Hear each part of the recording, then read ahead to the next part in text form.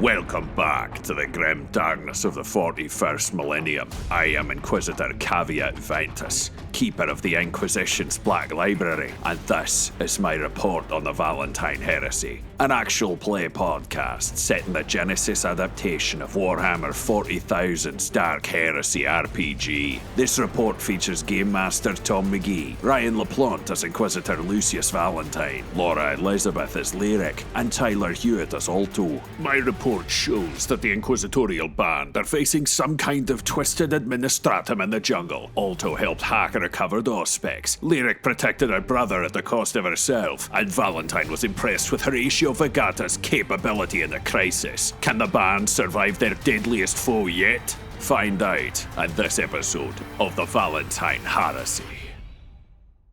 From the logs of Administratum Philos Tremaine. You know, there were a lot of sayings back when I was growing up. Lots of different things that people like to throw around as though it was somehow deep, somehow knowledgeable. But only one really stuck with me. And that was to always have a plan B. This is mine. So, our Inquisitorial party has just met Plan B. Which is coming tearing through the trees, casting snow and debris in either direction away from it. You are alarmed to see that the form sort of crashing towards you seems to be an odd amalgamation of the creatures you've met on this planet so far.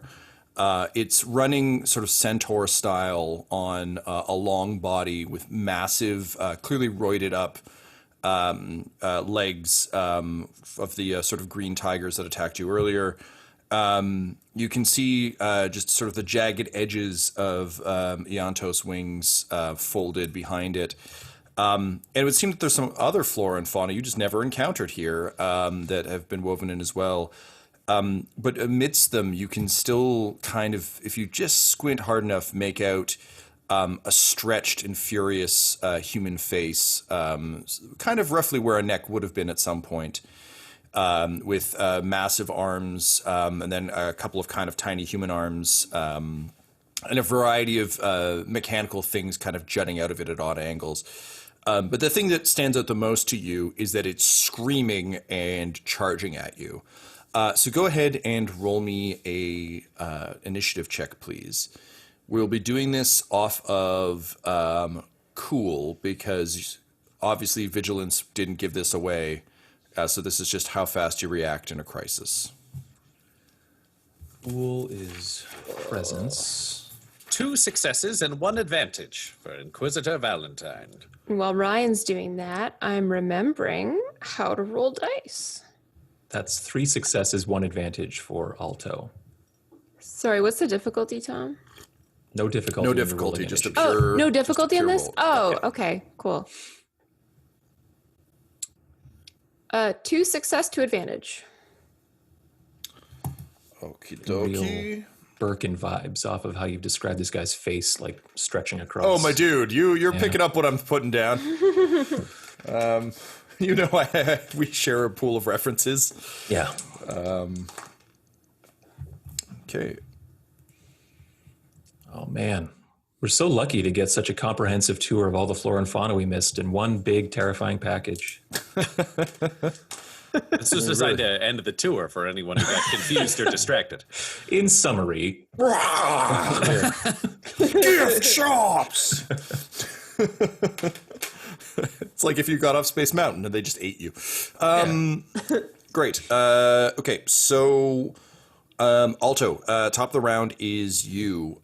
You see Administratum Tremaine come bursting, kind of barreling down towards you, and your mind immediately flashes back to when you were cloaked and you were pounced in the first place.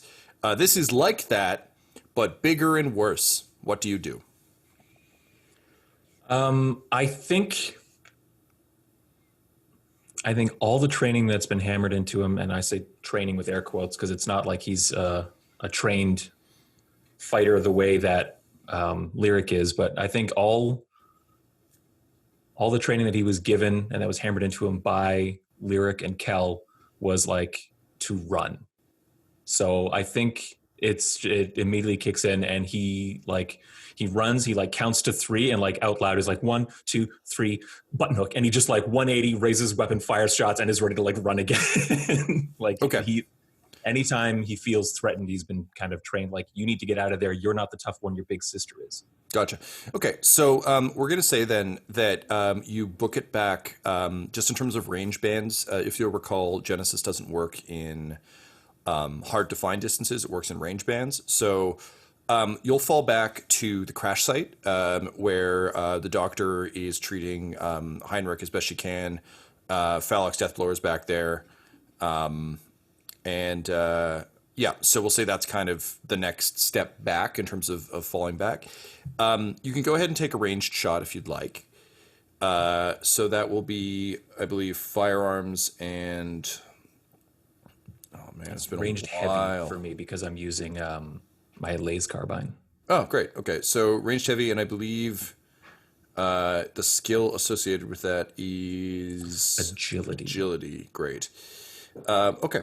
So, sorry, I've got too many, still figuring out what the optimal arrangement of all these digital books is. And should we figure out story points since it's the first roll of the session? It's been a while. Thanks, Tyler. No problem. So, let me just roll my handy dice here and see what comes up. Oh, you lucky some bitches. That is 5 to you, 1 to me. Oh, excellent. Awesome. Don't worry, we'll level that out real quick. Yeah, I'm going to use one right now, actually. Brace! I don't have training in heavy ranged, so it's all green. So I'm going to take one of those story points to make 1 yellow, 3 greens. Cool, man. That totally makes sense. So you got 1 yellow, 3 greens. And then in terms of difficulty, I'm going to say you're at long range. So that's 3 purple. However, one of the Administratum's abilities turns one of those into a red immediately. Oh. What a dick. I'm also going to need all 3 of you to please roll me a fear check. But Tyler will do that retroactively for you because you're already in the middle of putting your dice. Yeah, I'm already building a pool here. Yeah. I'm going to, believe it or not, add a purple to the difficulty pool. To activate my auto fire on my weapon. Okay, so sounds good. Because you're auto firing, it makes it more challenging to make the shot. So 1 more purple die is added, but it gives me the chance to hit more than once as long as I have advantage to spend on it. Great. And then Tyler, because you were running away, I'm going to go ahead and say that you, if you can add please 1 black. Mm-hmm. So a setback. And then I think that's it from me. You're running away, but then you stop to turn and shoot. It's scary, but we'll deal with that in a second. Actually, It doesn't make sense for me to try auto fire right now just because we don't have any advantage in the pool. And like the way the the dice pool is shaping up, like I don't have dice to spare for hoping to get advantage. I need only successes, so I'm going to bring that back down. The other thing to remember, Tyler, is for not for this round, but for future rounds, is you can take up to 2 rounds to aim. Each round you aim, you add an additional boost dice.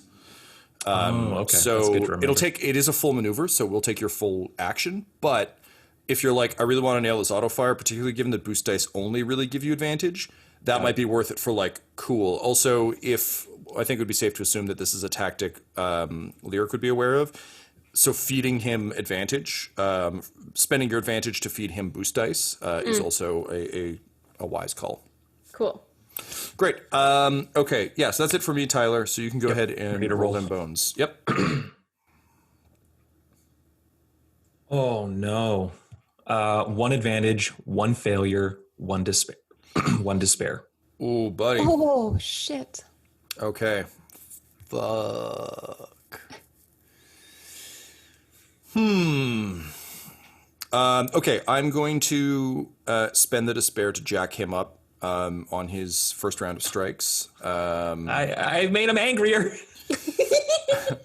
So you do have 1 point of advantage that you can spend. I mean, I don't think I can spend it on anything. I'd like to pay it forward. If Yeah, I was going to say Yeah. that would be my recommendation as well. You could also recover a strain if you felt so inclined. I don't have any strain yet. I'm sure that'll change too. Well, hello, Mr. Fancy Pants. And you only had the 1, right? 1 advantage. Yep. Well, shit. Okay, that would make sense. So you start spraying it with fire. We'll describe exactly what happens when we get to the boost dice, I think. Yes. But You're looking for a fear check from all of us? Yeah. So we're going to roll our, I believe, first collective fear check of the game. Yeah. It is a hard check, so that's 3 purple. I'm going to pull up the proper stats for you. This is what I was trying to get while narrating, which is never a great way to do things, but fuck it, we're doing it live. The rules. Is this against discipline, I would imagine? We're going to find out, good sir. Oh, I had fear in brackets beside cool. We've played it either way, so we're just going to Yeah. let Tom confirm. Oh, Yeah, gotcha. sorry Okay. guys. I wrote down a lot of this, but clearly, as usual, with this game, not the actual thing I wanted. Okay, fears. With the Genesys index, it's never been easier to find what you're looking for. Yeah, well, the fucked up thing is it's I'm at now your literally fingertips. using a search engine, and it's still not pulling it for me. So, one moment, because I pulled... Tyler, what do definitely you pulled fear? this. This guy, mainly right now. It's not a bad way of doing it. This giant Ryan? Tremaniac. Heights. Ooh, So I'm yikes. fine with this. All right. Okay, great. Go ahead and use... Which ones... Sorry, did you guys throw out? I heard Discipline presence and discipline. cool. Discipline and cool. Yeah, great. Let's do those then for now, and we'll Alrighty. sort it out later, I suppose. Good news is you can also spend advantage and all that good stuff in this. So we'll say that boost dice that Tyler just generated isn't available for this because this is technically happening before. I got to roll for Horatio. The Inquisitor has 2 successes on his fear check. Oh! 1 advantage, 4 failures. Holy shit. Did How I did you get roll 4 right? failures? Did I Yes, roll it's right? possible to roll that. Yes, it It is. is? Yeah. Fuck. Also, On none of us purple, can, you can definitely roll that. none of us can tell you Yeah. because we can't see it. But I believe you. Okay, so Laura, can you give it to me one more time, please? 1 advantage, 4 failures. Fuck, I'm just Maybe I can here at my character sheet. help you here. I have 1 success, 1 advantage, and 1 triumph. Yep, okay. Nice. Maybe?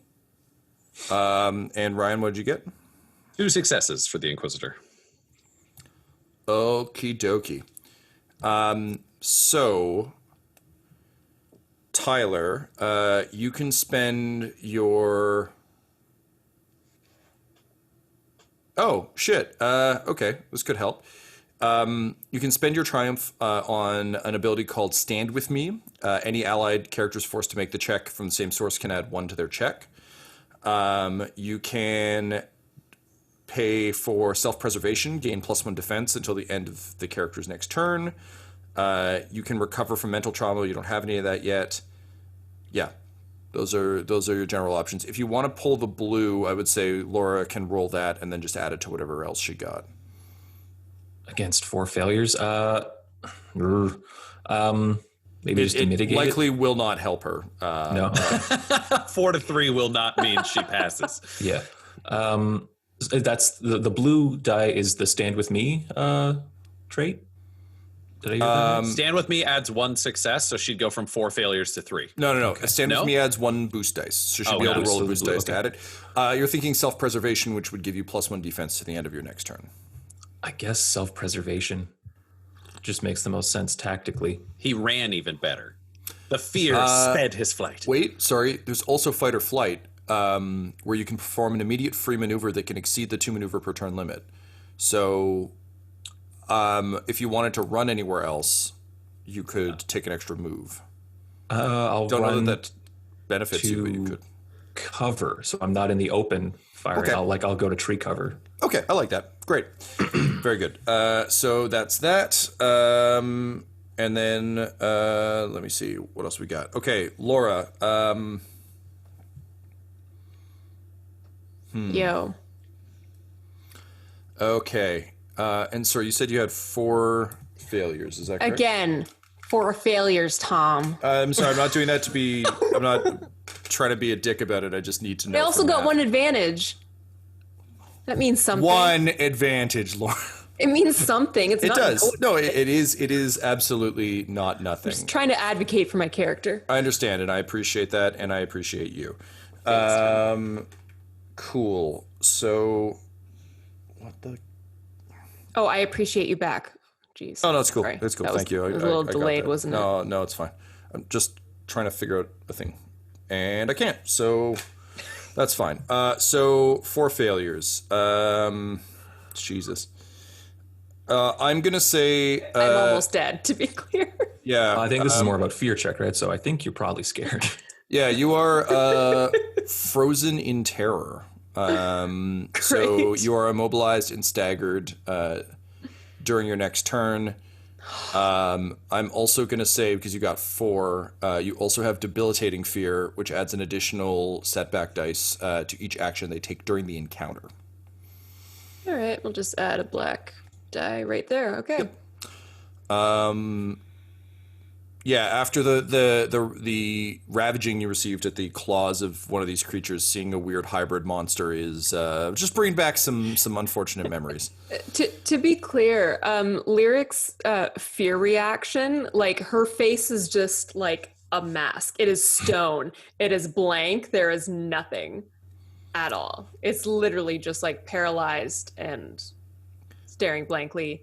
She almost looks calm. This is somewhat counterintuitive, but with your 1 advantage, you can buy yourself an adrenaline rush, which will add 1 blue to the next check you make. So it doesn't take away any of the bad things that just happened to you, but it at least gives you... That's cool. It offsets the bad for 1 round. Mitigate some of it, at least for 1 turn. Awesome. Dope. Take it. Okay. Cool. So yeah, in your head, Alto, you just hear Kel and Lyric always telling you to run because, like, don't worry, Lyric's got this. And then as you rush past her, she's just standing there, like, wide-eyed, very stoically, and not drawing her weapon, which is kind of what you've come to expect. Yeah. Which throws off your aim when you turn to shoot because, like, this is really fucking concerning. Cool. That brings us to Lyric, actually. Wah, wah, wah, wah. Staring.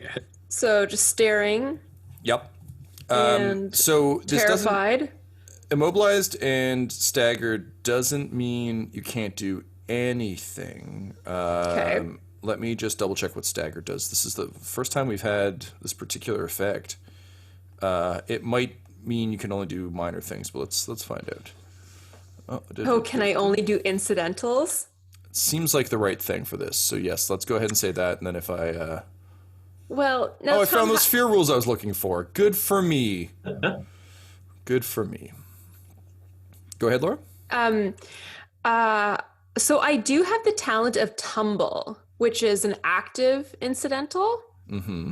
And once per round, I can suffer 2 strain to disengage from all engaged adversaries. And is that an action? It's an incidental.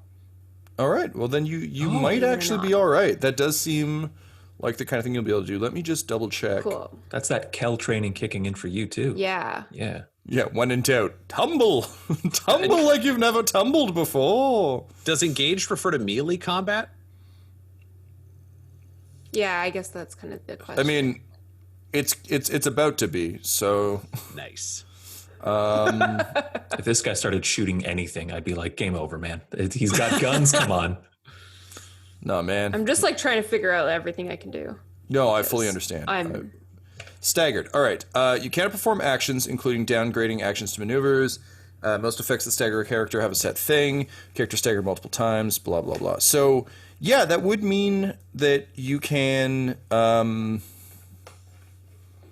do that. However, you are also immobilized. If you're just staggered, I think you'd be fine.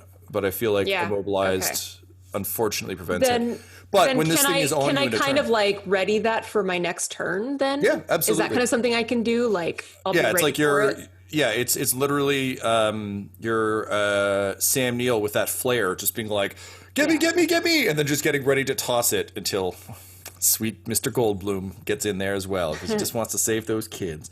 Okay, wicked. Bring us to Valentyne, who tied with Tremaine, but I figure I'll give you guys a break. Alrighty. Well, one person is frozen in combat with no clue what's going on. The other person has run away. Behind them is an injured doctor, an unconscious person, and an idiot.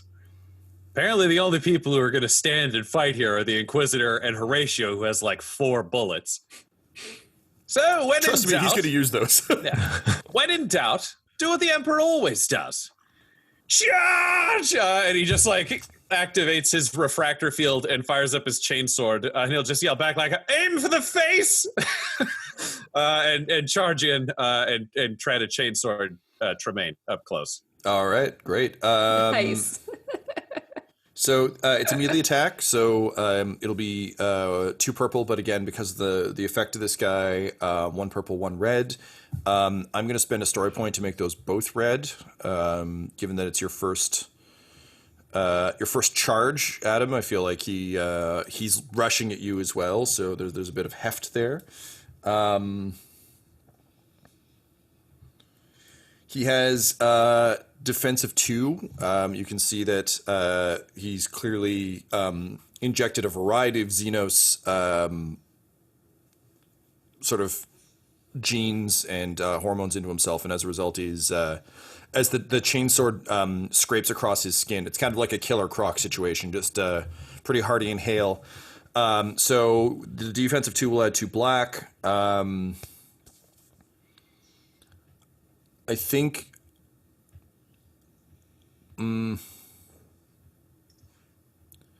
I'll give you 1 blue. I think from knowing that you have a chance to inspire a faithful of the Emperor who isn't quite there yet. But this could potentially have quite an effect on Horatio. Not necessarily in the greater scheme of things, but like in the use those 4 bullets wisely piece. I think that's a safe bet. That's it on my end. Cool. And I'll use a story point so that I can boost. So we're at 4 and 2. Favor of you.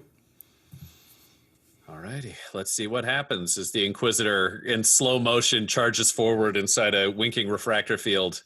It's a very Zack Snyder moment of 2 massive things leaping at each other in like 2D side scroller panel. Just whoa. Yeah. A small man and a large monster. Yeah, like Leonidas jumping at Zack Snyder's ego. With a net result of 1 advantage. Okay, all right. Well, it's not a failure. He'll play that forward to, I think, Horatio, because if Horatio can get a shot off, then he'll just be trying to hold it there and keep it like above and directly out of line from right in front of him for people shooting. Cool. That makes sense. You run up, you swing your chainsword mightily, and it hits the carapace armor of the Administratum. You feel the teeth of the sword just clack off the scales, and it's you've never fought Nids, right? No, trained for them theoretically, but not so engaged. It's what you'd imagined that might be like. In that I don't think you fought much carapace armor in your time, aside from training servitors and all that fun shit. All right, everyone, aim for the joints! He yells while it's like he's screaming and attacking. It's like he's kind of unfazed in a disturbing way. Well, it's funny that you mention it screaming, because now that it's up close, it actually sort of out of this weird twisted jaw, you just hear, "Oh, good, one of the Emperor's faithful. Always so nice to have visitors." Tell me, did you enjoy my park? I used to have a smaller one full of fleas. Well, I'll be honest, there were certain creatures who had a great... Like, it's just like swiping claws around the dog. 100%. I'll be honest, I met some of the creatures, rather impressed. Others seemed like they weren't really there. I'm surprised you made these choices design-wise, I'll say. Yeah, it's just like the claws are like smashing the ground around you as you duck and dodge. Great. One moment as I pull up Horatio's stats here. That was beautiful, Ryan. I loved your sword work. Yeah, Thank you. very good. All right, so with that, Horatio, seeing his first chance to truly try and live up to the legacy of the arbitrator who came to Trent in the first place, looks down at his gun, looks up at the Inquisitor, and just says, "Well, he did say that in these cases the Emperor always says charge, so and he locks one of his precious 4 bullets into the chamber, lines up his shot, and fires. So I got to make my pool here. I've got an upgrade. I've got 1 purple. I got 1 red from the upgraded difficulty. I get 2 yellow and a green on my gun, which isn't bad at all. I get 1 blue from the Inquisitor. I'm going to say I get a black from having not really trained with this rifle, because when you only have that many shots, it's a lot of pew. It's just Laura Dern on the set of Last Jedi, you know? Cool. I think that's all the dice available, so off we go. Well, hey now. Howdy, sailor. So those knock each other out. 1 success and 1 triumph. Baby. So I am going to... What does it do? So it's got damage 8. I'm going to activate a crit. As he runs forward, the Inquisitor is engaged in both combat and conversation with the Administratum. And so with the words echoing in his head from Valentyne to aim for the joints, as soon as one of the arms comes down, he just jams the combat rifle up against it and fires. There is a massive spray of a greenish blue blood that seems to hiss as it hits the snow around it. Some of it gets on him, and he kind of falls back screaming, sort of patting it off of himself. But the Administratum is now going to have an extra setback on his attacks from the up-close damage, and he also eats some shit because he got blasted. So let me see what his soak is here, and we'll go from there. Okay, so not the best, but also not the worst. Oh, that's going to be the worst, though. Okay, that's fine. So he does take some damage as the joint is clearly injured, and so is he. Bringing us to... Oh, shit, Tremaine was supposed to go before he did. I just got too excited.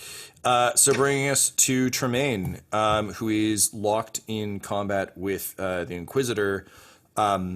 He snarls at Horatio and just says, "Oh, you're wearing his armor. Didn't I already kill him?" And to your horror, you see that the flesh around the injury is already starting to regrow. And he is back up to full health. He is going to take a slash at you. Ryan, the best way to imagine this really is like one of those, like anything from Resident Evil fits, but it's kind of like the arms aren't, like one of them's a scythe, one of them's a big smashy fist, there's like little tiny arms with claws and shit. So when I say like slashing and biting, it's not necessarily like from the middle of his chest like an idiot, it's like a variety of horrible things swinging from all directions. Yeah, this is ongoing swordplay combat attacks at like lightning instinct speed. Yeah, I hear. Yeah, and just a thing full of nightmares. Okay, so dice pool. Get 2 purple. I'm going to spend a story point to jack up one of my things. Ryan, I'm looking at my dice pool here. This is kind of against the spirit of the thing. I would highly recommend you spend Well, I also have 4 melee defense, so you've got to add 4 setback dice. And I was going to spend a story point anyway, so I'll also good man. Yeah, I think the way we'll do that story point is he's got an advantage because there is an arm missing now, so there's an opening in the creature's defense that he's exploiting, forcing it to be more careful while it attacks. Sure, love it. Because nobody wants to take a chainsword between the not carapace part. All right. Yeah, okay. So it swings down at you mightily. I'm not using the fancy app, so I actually have to count all these. Give me one moment, please. What a loser. Yeah, I know, right? Sorry, Tom. I'm just like really, really annoyed at how hurt I am. I understand. I understand. Take it out on you. I'd be mad. I'd be mad at me too. It's good. All right. So that is 2 successes, but 6 threat, which is a weird fucking shakedown. Interesting. Yeah, isn't it though? And threat in this case works in our favor. Well, yeah, because I'm rolling as a villain, so it's the equivalent of you guys rolling advantage. Yeah. So let me see how this all shakes out. This is very strange, and I very rarely have to roll for enemies that are more complex than like it stabs. I choose to win. Bold choice, man. All right, cool. Okie dokie. That'll do that then. Great. So, Ryan, in terms of what you can spend all that sweet stuff on, I may dictate some of this just because... That's fine. There's a lot. My jorb. Yeah, Tom, I never mind. Dictate away. Yeah, cool. Okay, so...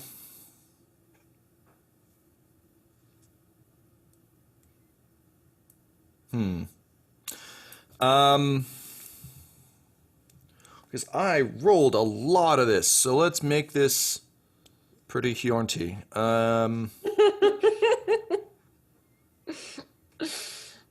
Okay, yeah, cool. I'm gonna say that as it's kind of laying into you, so we'll deal with damage first, and then we'll deal with spending this big trove. So Ryan, it is going to do 9 points of damage. Cool. So subtract what happens your- when you go below 0, Tom? On your wounds? Yeah. Did you include your soak? Oh, okay. I'm barely alive. All right. Thank you. You're welcome. What is your soak, by the way? My soak is 3. Oh, man. That tight, huh? Yep. Well, I've got some good news for you, because I rolled a lot of threat. Despair? Whatever it is. The sad ones. Despair. No, despair is a triumph equivalent. Yeah, despair is the balance of triumph. You rolled a lot of... Despair's crit fail. Threat. Shut up, guys. Great. So as this thing is like gnashing and gnawing at you, Valentyne, I think you've got your chainsword up, and you're doing that classic like monster snapping fangs on you thing where you're just kind of forcing it back. As you do so, you are like cutting like fingers off of the tiny arms. There's like a leg that's kicking you in the face that you like managed to slice off. And while a lot of the acidic blood is spraying onto you, using your kind of combat wiles, you also manage to start maneuvering these limbs back towards the creature, and you watch as the acidic blood actually burns through the carapace. So we're gonna say 3 to knock out the carapace armor, and I'm gonna go ahead and say we've got 3 left to spend. I think it's either sorry, just need to check one thing on this motherfucker's stats here. Yeah, so it takes out the carapace armor. I'm going to go ahead and say that the additional 3 knocks out the healing effect. So now that he's bleeding from a bunch of like micro cuts, it's not that the effect is gone. in that wouldn't really make any sense. It's more so that, similar to like how Wolverine was originally written, he's past a threshold of damage now where the healing just wouldn't happen fast enough to matter. So all the little cuts are basically taking up all the time and energy. So he's still healing up, but it won't reflect in his health. So you got your ass kicked, but he's hurting now too, which is something that hopefully, Alto, you can take advantage of next session. What? Oh, fuck off.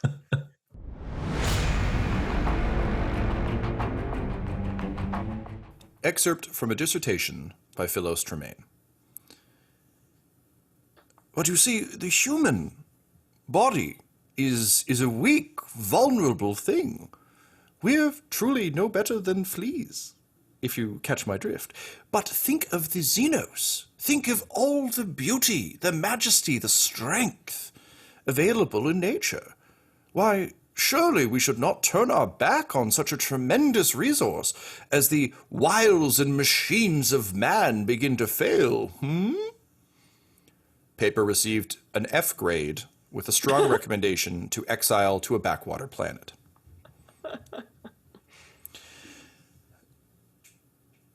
Alto, you are staring peeking up and over some of the wreckage of the gondola that kind of crashed near a tree. So you've got sort of a tree and then like a waist-high wall of kind of twisted metal, still smoking and burning the snow away around it. You can see the Administratum Tremaine, just like the Tremainiac, as you called him recently, just fucking wailing on Valentyne. And given the kind of harsh awakening of realizing that Lyric was squishy, it is perhaps not quite as horrible, but like in the ballpark that Valentyne, who to this point has just been a fucking like iron tank, is on the ground. But again, this seems like Lyric is still frozen. Valentyne's down. Horatio is kind of ducking and weaving and just firing endless shots. Let's say, Tom, Valentyne's got 1 health point, like 1 wound left. Is he standing or is he down? Standing. I mean, when I say down, I mean we just described him pounding on you with you having your sword up. Heartily injured. But sorry, down being like down but not out, champ. Not like he's down. He's unconscious and dead. I feel like his injuries, if you want to know based on his armor, it's probably because he's got a breastplate but nothing underneath. So bite got stopped, bite went real deep in gut and just pouring blood down the front of his legs. Oh, that's super gross. It's like the Mandalorian fighting that fucking like rhino monster where it's just like, I have armor. By the end of the fight, it's like, I had armor. It's hanging on, but it's everything around it is sad. Great. So, Alto,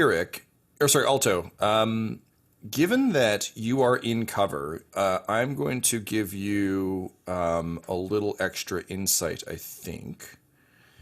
So looking around, you can see to your right, based on how far you fell back, is the... we'll arrange all this by north just so it's easiest. The combat is happening... it's actually happening west of you. I drew a map. It's stuck in my head. I'm going to fuck it up. So west of you is the combat. So Tremaine, Valentyne. Between you and them is Lyric, who is still kind of in that range band, but isn't engaged in combat. Horatio at this point is like trying to find another perfect shot, and in the meantime just like taking stabs where he can with a combat knife. To your right is the main body of the gondola where the doctor and her team are. Looking at them, you notice 2 things. One, Heinrich looks like he's on the verge of waking up, but you can see that anytime he's kind of rolling back and forth in a bit of a clearly in distress, as the doctor is doing not great wake up things, but treating him as efficiently and as quickly as she can. Every time he opens his eyes, it's like staring into a light bulb.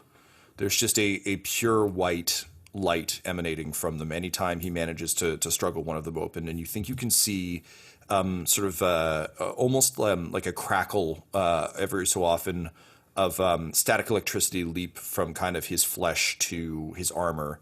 And by armor, of course, I mean Hawaiian shirt, but like any metal he's got, there's just kind of like little lightning blasts. And his hair, such as it is, what's left of it, is starting to kind of stand on end. You also see Phalox desperately pulling at some of the wreckage. And you just hear him yelling, "Not my new fiance!" And he seems to be trying to uncouple something. What do you do?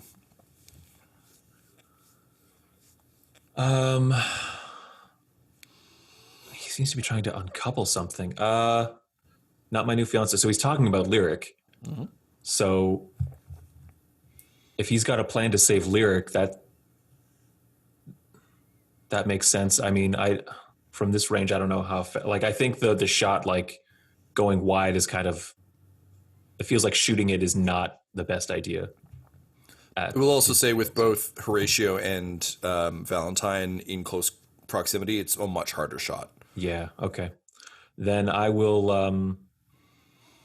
I'll go over to Phalox and say, "What are you doing?" Says, "Oh yes, little brother. My future wife and your sister are in dire peril. So, Phalox found the one thing he thinks can kill a creature that big. Too big for a blowpipe, but big enough for murder." And you see he's trying to uncouple a gas can, like a fuel cell. A fuel cell? That's a fuel cell. What are you trying to do with that?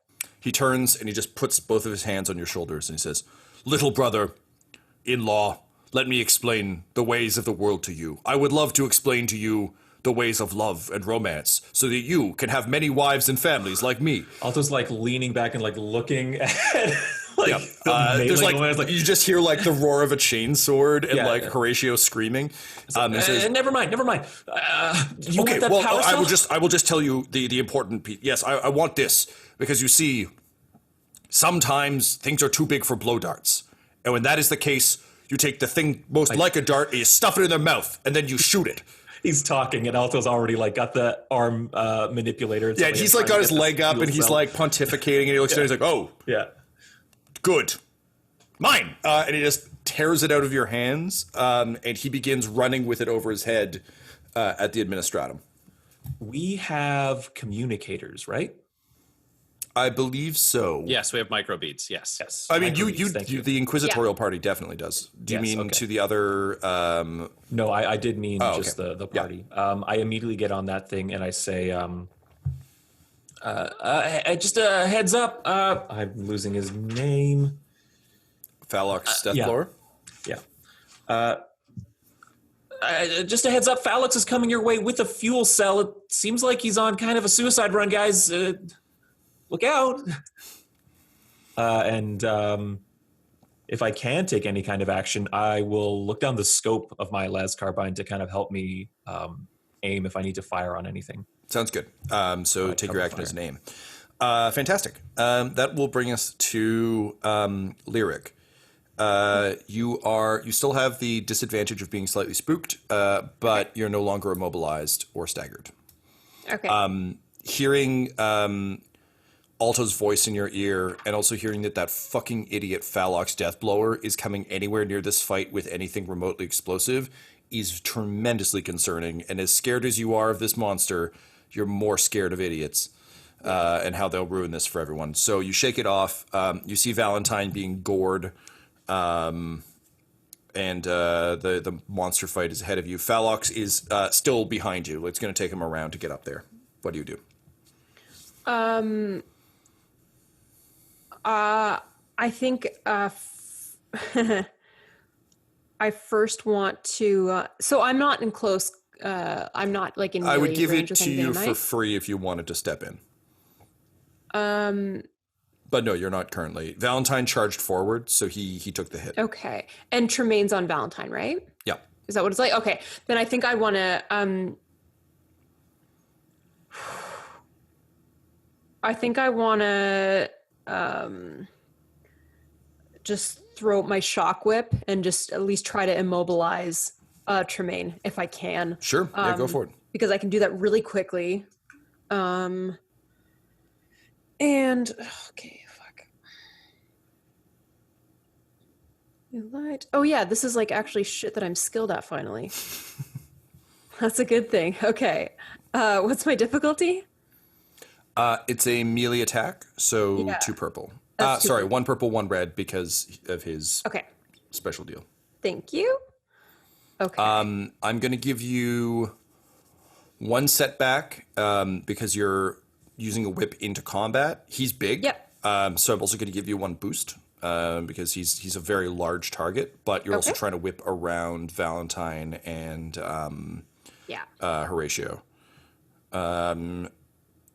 I'm going to spend a story point to up the difficulty by an additional 1, which means that we're sitting at 4 and 2 in your favor. Okay. Cool. Yeah, and I can't. Can I still use that Yep. story point? To Yeah, you can't use it to negate mine. Yeah. But you can use it to boost yours. Okay, then I'm gonna do that. All right. Yeah, I'll just use 1. So we're back down to 3 and 3. Okay, ready to roll. Fuck yeah, let's dance. Ooh, interesting. 2 successes, 1 triumph, and 1 threat. So 2 successes. So that's 10 stun damage. Mm-hmm. I lied. 9 stun damage. And he is immobilized for 2 rounds because of the snare. That is very good. Thingy. So with that said, I would like to then use my incidental of tumble to get the fuck out of there. And that causes 2 strain, which like I kind of think of it and like I'm like literally like running up to whip him, and literally the like legit like physical strain of having to like change tack. And I do kind of this like super cool like roll back and like push off my hands, so I'm like up and running again. That's 2 strain worthy. I like it. Yeah, I like that. Because I want to get back to this like whatever the fuck Phalix is doing. Yeah, cool. All right, so the whip smashes against him, and you see electricity just kind of like spread out across the body. It gives Valentyne and Horatio a sort of a second to recover, which is great. You can see that Tremaine is having muscle spasms. It would seem that some of the things he grafted onto himself back in the day respond less well, given that he's like a weird patchwork guy. So like the legs are failing. So he's kind of like trying to like claw his way back up, but he's having some difficulty. So cool. That's a very good turn. Great. Valentyne, you're up. Horatio yells to you, "Sir, I do believe it's time to go." Of course, Horatio, of course. And he'll just like disengage basically, and he'll back away. But rather than like moving towards the crash site, he'll move laterally to the side, knowing that Phalix is coming with something, he doesn't know what. And then he would like to blather, which is a special ability he has, which is where he can essentially blather and create a conversation that makes it harder for an enemy to detect the actions of your allies. Oh, fuck yeah, dude. He's going to back away and keep his chainsword in hand while Fuck yeah. Tremaine's pinned. And he'll be like, I've really come to care for this park, and so has the Emperor. So perhaps after we kill you, I'll open Inquisitor Valentyne's famous theme park, and I'll sell tickets, and I'll make it all my idea. Like, Well, just no, threaten his it was dream. it was my beautiful dream. I came here. I cared for the animals. Hell, I even disrupted the Imperial supply lines when Oh, it you're suited right. my You know, purposes. I'll say that the Inquisitor, that Administratum Tremaine showed up and said Xenos were weak and everyone should be human. that's the opposite of what I was saying. Shot him in his stupid, ugly No, face. but I Yeah, survived. Required. So we have to I roll. put the Xenos genes to work. I'll also identify your fossils as you blathers at me. An opposed deception check is the requirement of this. Oh wow! I was just gonna let you have it. Okay. Fuck. So deception equals. Let me just pull up my skills here. Deception is cunning. Cunning. All right. Interesting.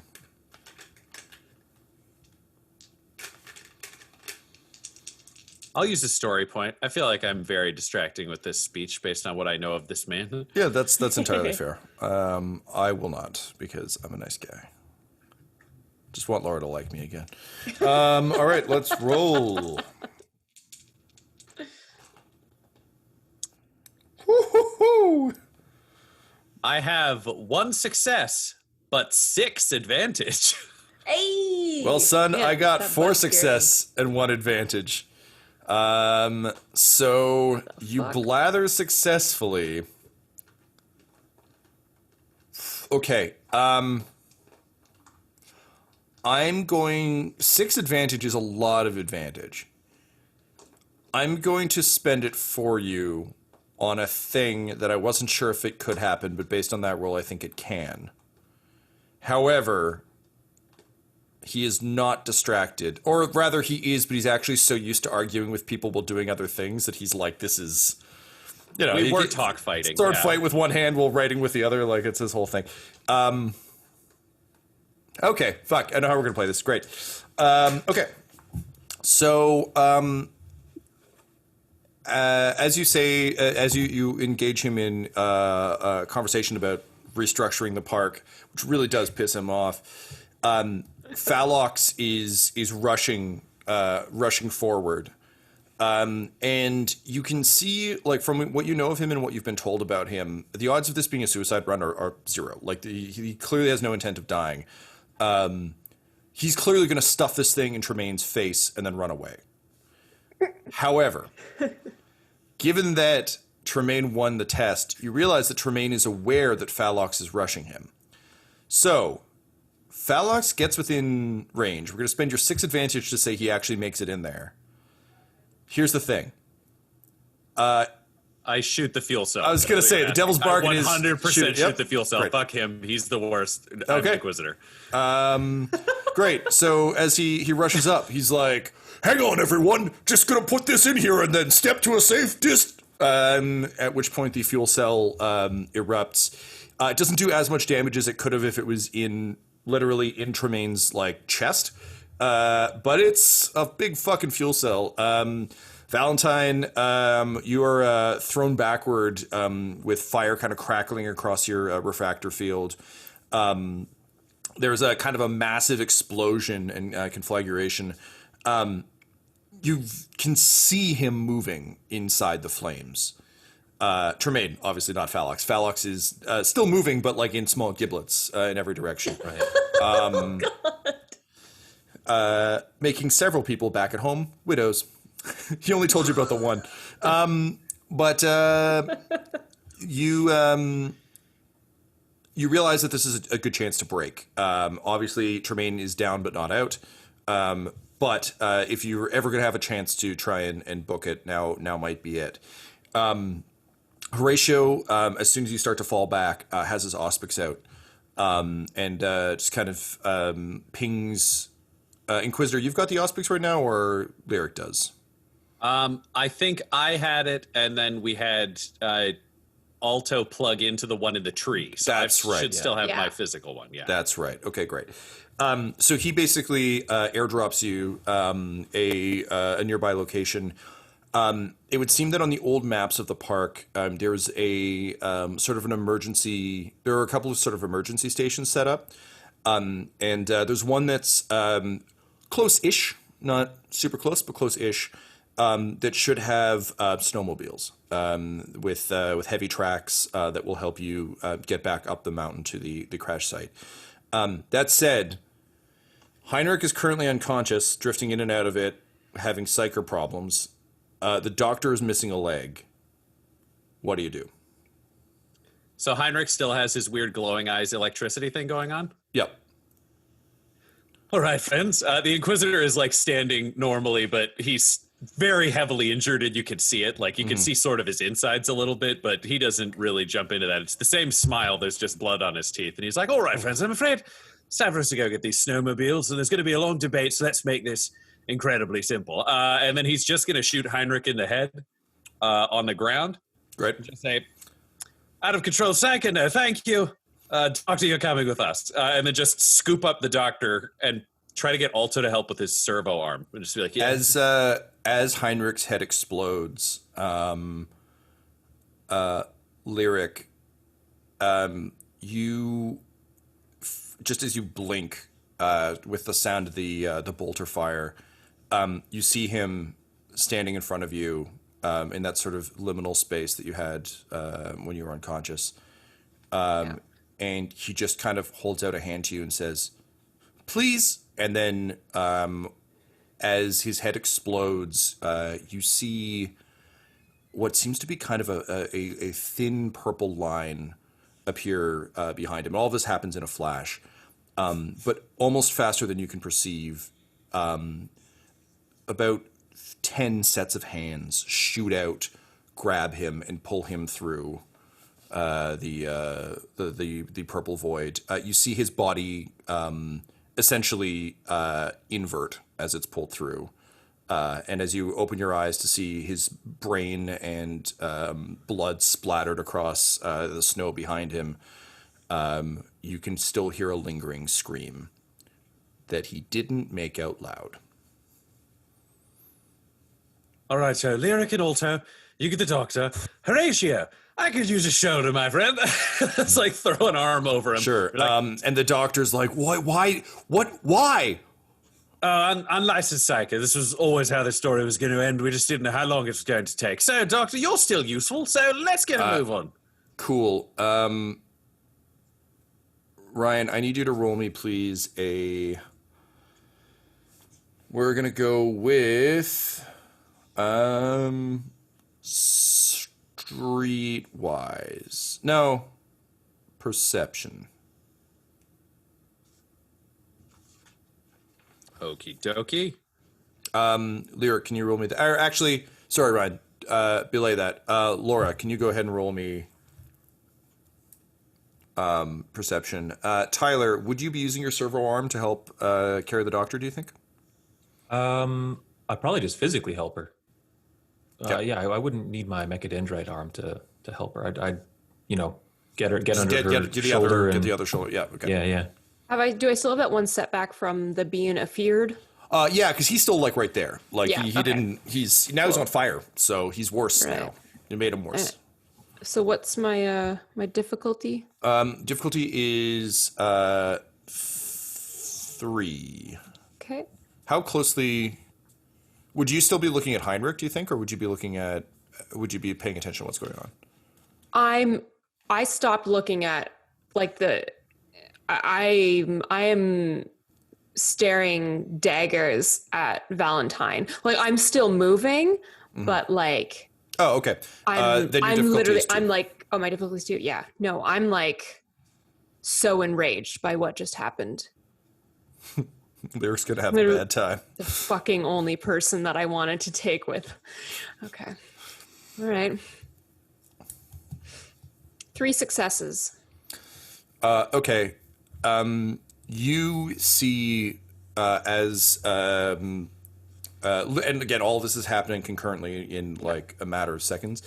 But you see as Valentyne like hoists up the doctor and calls for Alto. You see that she is swinging the blade she was using to sort of do some quick surgeries on Heinrich towards the Inquisitor's guts. What do you do? Can I go, I would like to go for the whip and like go for the gun with my whip and literally try to just like. You mean the blade? Sorry. Yes. Yeah, Sorry, it's the just a blade shiv. with. Okay. Yeah. And literally just like hit it and just like put it down. Okay. Go ahead and roll me a melee attack, please. Okay. Melee. Difficulty 2? Yes. I'm going to spend a story point to make this sporting. Great. So that brings us to 3 and 3. I'm going to say 1 black for the difficulty of the attack. Okay. I'm going to give you an additional setback for the kind of... no, you're already afraid. That's I think that can cover all of the weird psychic shit that's happening. I'm also going to give you a blue because I feel like this kind of Indiana Jones shit is not new to you. Like this is, I think, a trick that you would have had experience. Like this specific, like disarming someone with a knife with your whip. That's like a fucking Tuesday. Yeah, this is like a classic move of mine for sure. Okay, good to roll. Yeah, man. Oh, 2 threats. Fuck. Okay. Laura, what's the strain damage on your whip? The stun damage? Stun damage. So damage is 7 strain. Wow. Okay.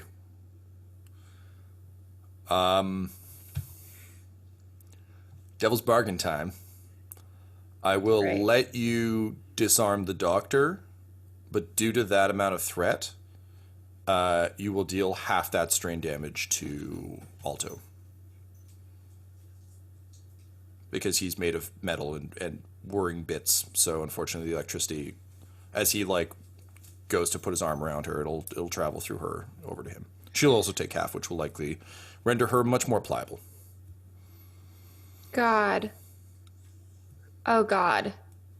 I hate hurting Alto, but we have to like fucking end this and move. So I think I have to end this now, and I'm gonna have to hit. Sorry, Alto.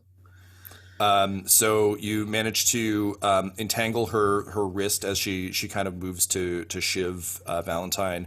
As you do, the electricity courses across her into Alto.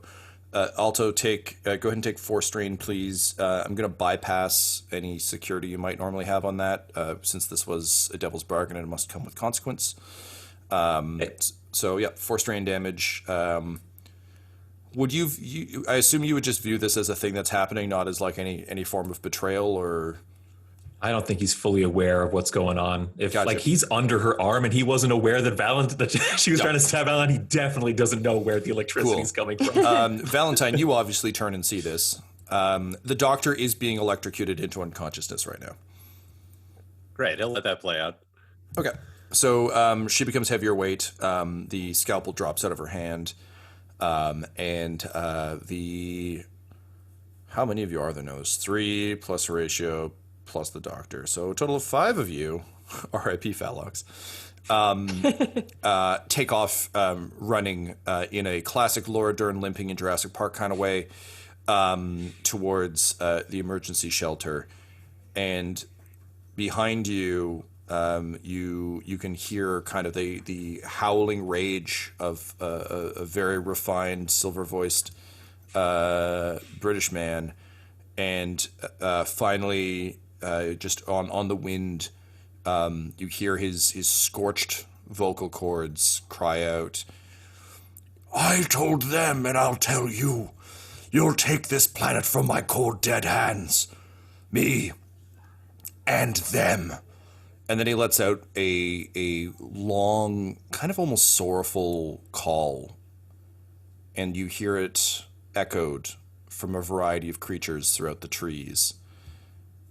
And you see Horatio's eyes just kind of go wide, and he's like, "Oh fuck, we need to run now."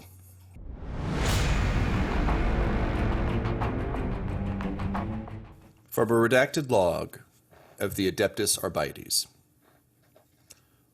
Well, the arrogant motherfucker said we'd have to take it from his cold dead hands.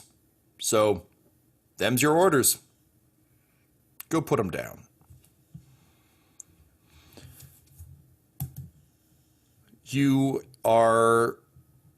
find yourselves in a small, ill-kept, almost ranger station. Think like a small garage, the door of which has just been booted open by Horatio. Behind you, you can hear the howls of Calops as they begin to descend on your location. You can hear the rustling of trees, the fall of footsteps, paws rather, as well as the lumbering mess of Tremaine as he begins to drag his way towards your location. All of you are in pretty bad shape.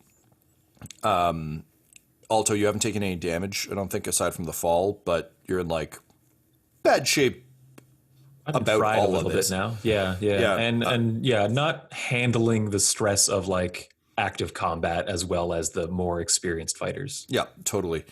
As soon as you burst into the small station, you immediately find a med kit, an old med kit, and are able to apply sort of just a temporary kind of like almost synth skin, like just a like plastic Band-Aid that isn't very good but good enough to Valentyne, enough to let you recover one wound, Ryan. Okay. But it is a very temporary measure. This isn't proper medical aid. This is just keep your guts on the inside rather than the outside. Yeah, you can't see them anymore, which is a bonus. Yeah, exactly. Horatio is counting his remaining shells, both of them, in somewhat concern. As you load up these two snowmobiles. So basically, there are two of them. Each one can take up to 3 people, so you can figure out how you want to spread yourselves out. The goal is to make it kind of back up the out of the valley towards the launch pad. You have mere moments to catch your breath and to do this. Let me know what your order is and what other preparations you want to make before you go. Are there any like sleds for these these vehicles to like pull supplies or injured people? Yep, things absolutely. like that? Might be good to I'll say this in character. It might be a good idea to strap Dr. Cleaver down into one of the medical sleds. I mean, it seems like she doesn't really want to ride with us right now, and she's also not fully conscious. All right, well, why don't we put Horatio and the doctor in this second one, and then the 3 of us could take the first one. That seems like a logical course of events. We've got a sled. We've got these parts that we've brought with us to repair the ship. Perhaps we could put those in a sled. You know, that might be priority. We could strap the doctor down to a seat. Horatio, you get on that. Let's attach a sled over here and put the parts attached to ours. Great. Can I drive? Oh, I was assuming so, young man. I've never driven one of these before, and I'm like already like running my hands like over it and stuff like that, and like kind of figuring out how it works right away. The Inquisitor will just put a hand on Lyric's shoulder and be like, he could do this, right? He told me he's never done this before. It's concerning. You can drive anything. All right, well, we'll take that then. Okay, let's get the equipment over here and tie down the doctor over there. Great. So you quickly do that. Yeah, Alto, these are pretty easy by your standards. As I see like throttle. Oh, the tread is for better traction in the snow. The skis on the front. That's kind of smart. Like I've never seen snow before, so I was like, it's this weird bushy cold stuff that's everywhere. And like, so this like rides along the surface of it, and that's for traction. Oh, that makes a lot of sense, and just like that kind of shit. Cool. I'm going to give you one boost to your first drive check on these, only because I think based on the way we've kind of talked about Alto's mind working, whereas some people would be like, oh shit, I don't really understand snow and I don't know what these pieces do. I think for him it's more like, oh, so I imagine this is how corners would handle. I'm curious to see how that works. And there's a genuine joy to it rather than like, oh God. Very good. Lyric, if you don't mind me asking, you have a rifle and an auto pistol, and I believe Horatio has exactly 2 bullets left. Would you be willing to perhaps lend him one or the other so he could try to defend himself? Yeah, and I take out my auto pistol and just shove it at Horatio. He takes it and kind of weighs it in his hand. He says, a real Inquisitor's weapon. Thank you. I'll be sure to get this back to you in, I was going to say better shape than I found it, but that's impossible. God, we're just wasting air. Can we fucking go? Alto's like on. He's like revving the thing. He's like, yeah. All right. So as you gun the engine, the 2 snowmobiles burst out. And please do remember, this is, of course, the grim darkness of the future where there was only war. So is there a skull in the headlight? You're fucking right there is. Why would that be there for a park ranger? Who cares? It's grimdark. Are there a couple unnecessary spikes on the side? Fuck yeah. Why? grimdark. The whole front is the whole front part that like you pivot for driving a snowmobile is one big skull with like handlebars coming out the side, and like the ski comes out the nose and like goes into the snow. It's like a 90s action figure accessory from like when they were running low Cobra snowmobile or whatever. Yeah, G.I. Joe. Yep. Great. So you we'll say they're animal skulls just for continuity's sake. You burst out of the shed in kind of classic cool people escaping on snowmobiles. So just like up off ramps, smash in a bunch of kind of wood and old plastic, I guess, would probably be what they were using. And you begin the climb upward. So basically what I'm going to need from you, Alto, is definitely a driving check. We're going to do our standard 3 checks to succeed. Don't roll them all at once, though, because there are different things that happen at each point. But this first check is, you have a little bit of a lead on Tremaine and presumably the rest of the planet. So this roll is to determine how much advantage you're able to take of that. Okay. Okay. The difficulty is 3 because you are dodging trees because it is a jungle, although it's covered in snow. However, it's only 3 because you're also driving uphill. So it's not like this is a fucking like breakneck, super speedy like Endor thing. It's still like at an alarming pace, but you can't build up enough speed for it to be, truly out of control. Okay. Is that in True Lies? Yes, I'm 100% thinking about True Lies. Yeah, this whole fucking that's what time. I was thinking of. Okay, Yeah. cool. I didn't describe those things bursting out of a thing, and then there's also a couple Bonds that have done it, but really, True Lies is where it's at. Yeah. You got Tom Arnold in your ear for some reason, making my ex-girlfriend's grandmother hate me because I'm like, this movie's great. And then we start watching it, I'm like, I'm sorry, super religious lady who doesn't watch movies. Yeah. I wasn't sorry for me because I got to watch it, but I was sorry about that. Cool. So, yeah, and then Tyler, you get the +1 blue for being excited about snow driving. Okay. I'm going to give you 1 setback because you have all of the parts from the Celestial Line still strapped to the back, along with Acri, who's been, like, I think offline for all of this, which is really a blessing for him. Yeah. Okay. Yeah. Then I'm ready to roll.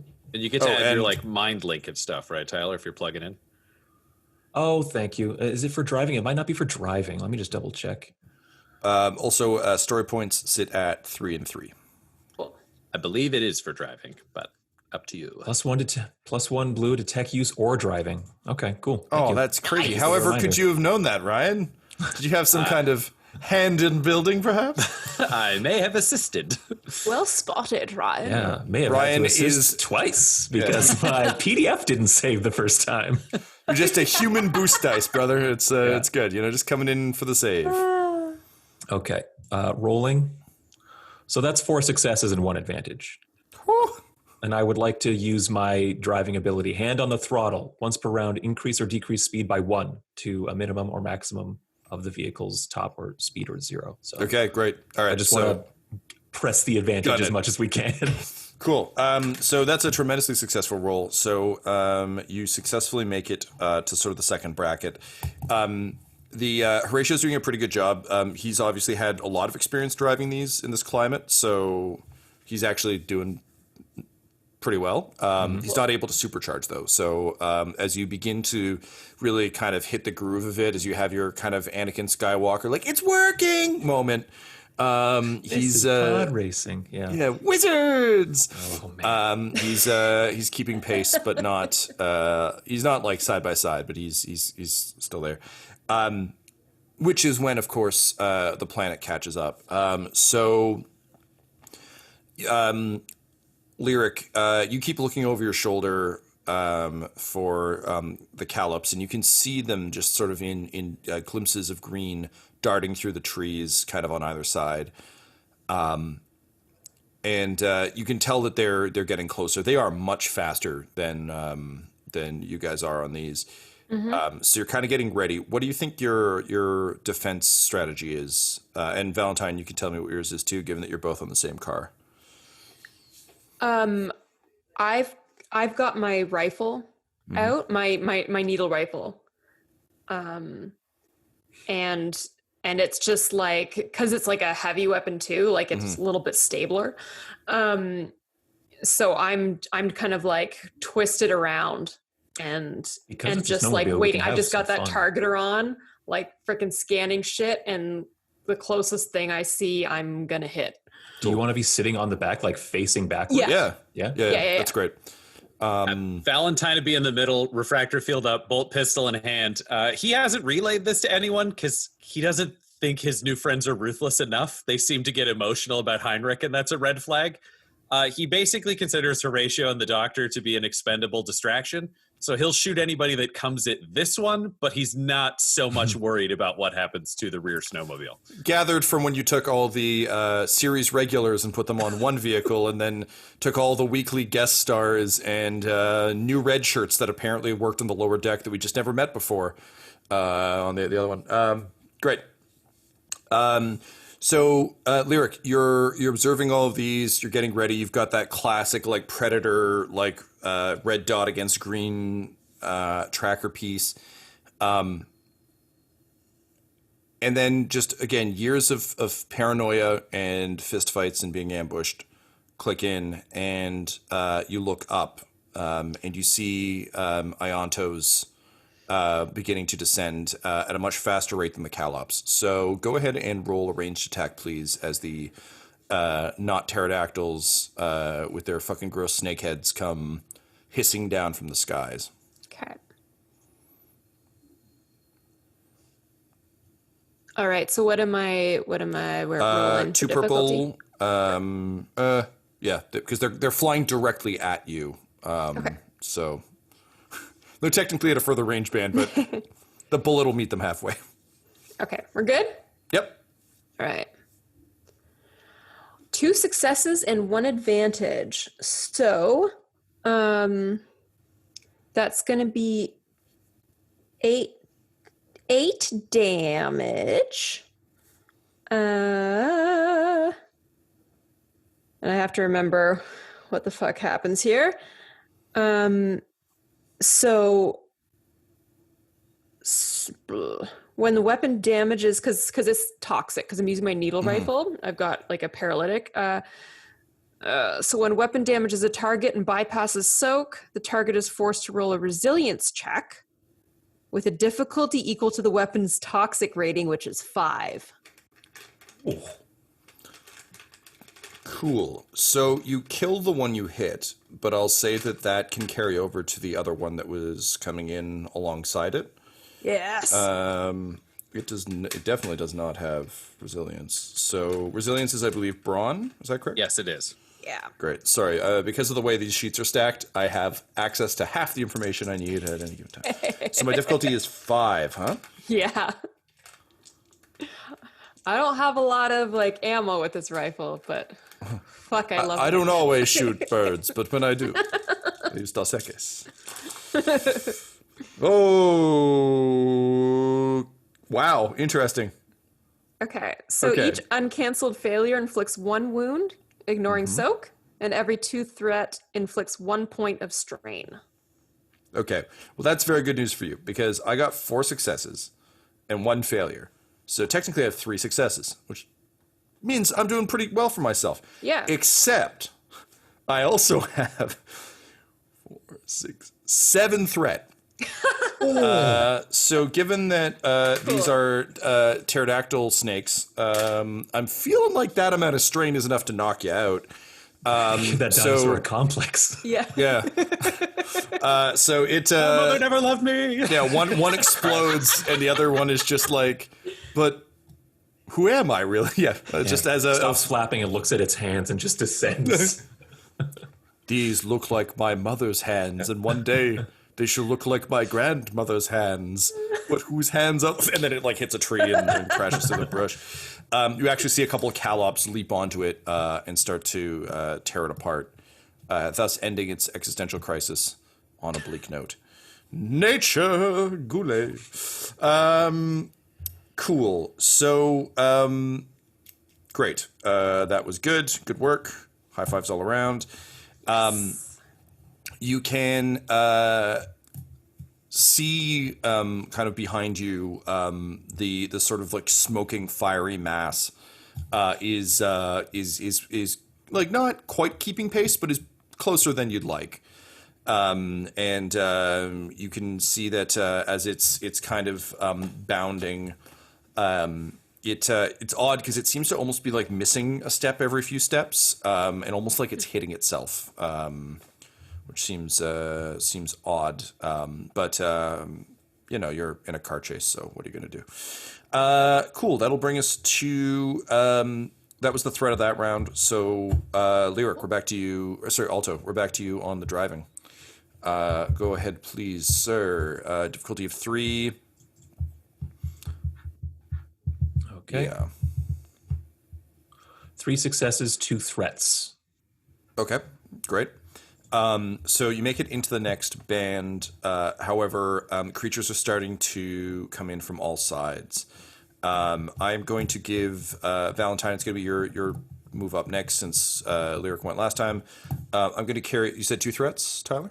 Yep. I'm going to carry those 2 threats over to 2 setback dice to you, sir, in that there are so many, it's a target-rich environment, which is dope if you have a weapon that isn't a pistol, which admittedly can fire pretty quick, but too many targets, just too many cooks. Great. Bring what's us the difficulty on this? Sorry. Nothing yet. I'm just saying that's the cool. Holdover from Tyler's roll. Alto, you can tell, you can sort of see the ridge approaching. Unfortunately, because you are closer to what was at one point the spaceport, there's actually a lot more debris up here from the plateau that was cleared, as well as takeoffs and landings. So the woods are getting more dense. It's getting less easy to, like, the jungle is denser. And of course, since it was once lush, now you're looking at like frozen trees and shit that's kind of blocking your way. So far, it hasn't directly prevented your speed, but it's getting damn close. Valentyne, the Calops have caught up. The Iontos seem to have been held off for a moment, but the 6-legged tigers are coming in from all sides. What do you do? I shoot them. I shoot them, and I sing a song to the Emperor. Great. Coming out of the glory of the Emperor. The glory of the Emperor. He can't get all the words out because it's also like it's a snowmobile, yep. So he's just glory of the Emperoring a lot, and then he'll take his shots. All right, sounds good. So we're going to go with 2 purple.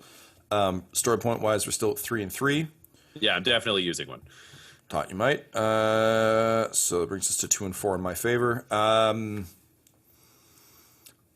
Definitely setback dice for the bumpy ride, plus the 2 from the hangover from Tyler's roll.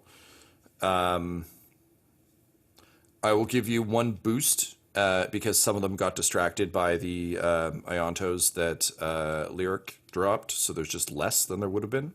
Okay. That's it for me. Cool. I do have a tempered will, which means I can remove 1 black die from the disoriented condition. Would that affect this? Strictly speaking, no, but that's probably just because I didn't know disorient was a thing. So yes, I'll take it. Yeah, no, this seems like the right application for that. Cool. Oh shit! 3 successes, a triumph, and a threat. Ooh.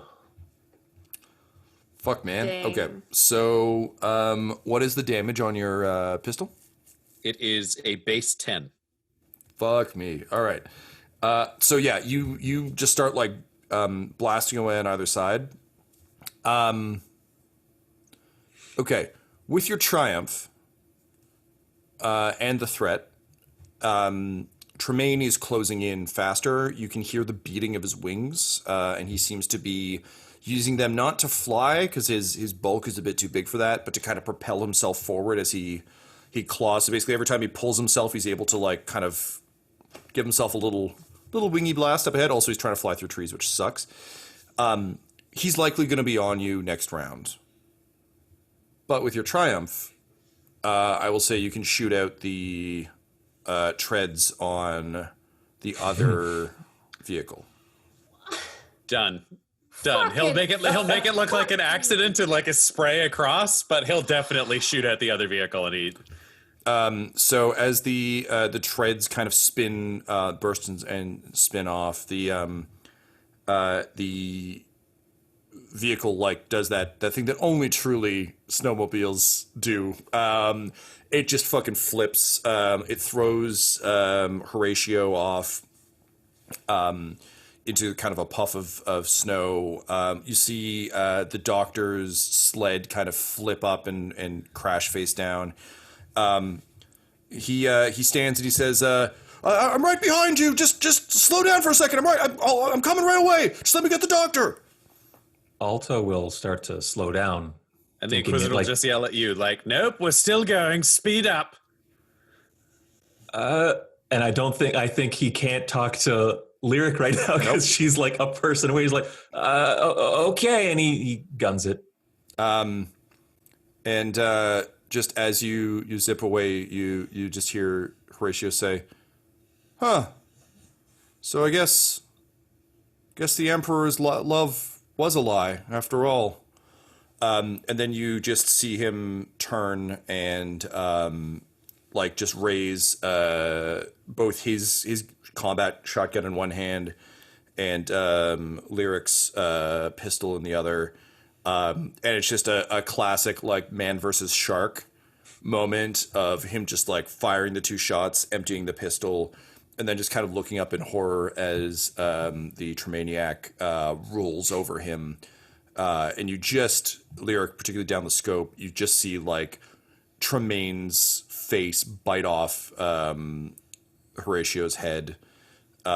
He spits it out and says, "So that's what they taste like. Terrible."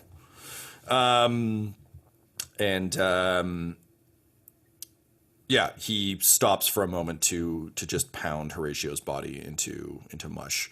You watch your pistol get shattered.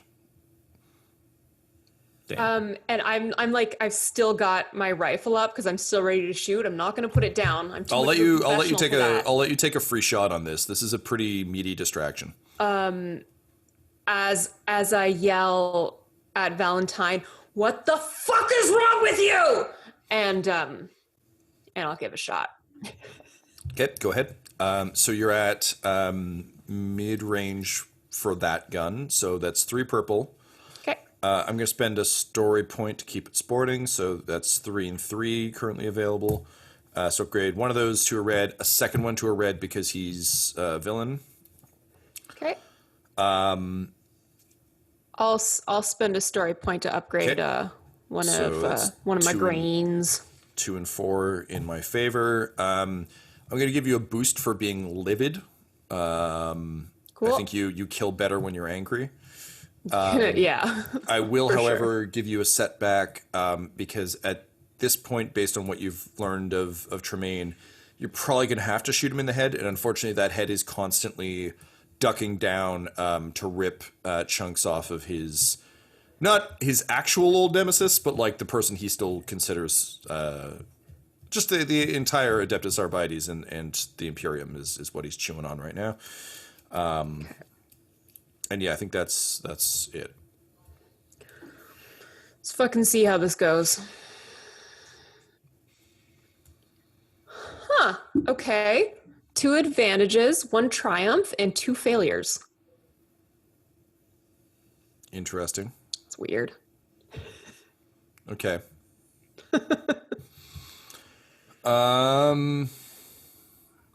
Yeah. Okay. I'm going to say, based on your failures, that this doesn't do damage. It's more of a, you manage, like you fire the shot, you miss his face, but you do put it through his wing, one of his wings. He's got 3, so like it's not like he's out, but it's enough to blast a chunk off of him. And we'll say that the failure means you don't actually manage to do any damage, but the triumph gets you up and over the final bump. It buys Alto the time he needs to kind of maneuver around these admittedly slow slalom type pieces, as obviously you and Valentyne narratively are still like pumping ammo into the animals that are attacking you. But we'll say that triumph gets you up to the ridge. Cool. So you, Alto, after maneuvering around just a hellish maze of frozen trees, you see sunlight and you see the sky for the first time in a while as you pull up on top of the plateau that was once the spaceport. You crash through an old rusty metal fence that has some signs up with the double-headed eagle warning people that this is, Imperium property and treat it nice or the Emperor will get you. You can see there's an old building that clearly would have been kind of the visitor center for this element. It's part of the station with the gondolas.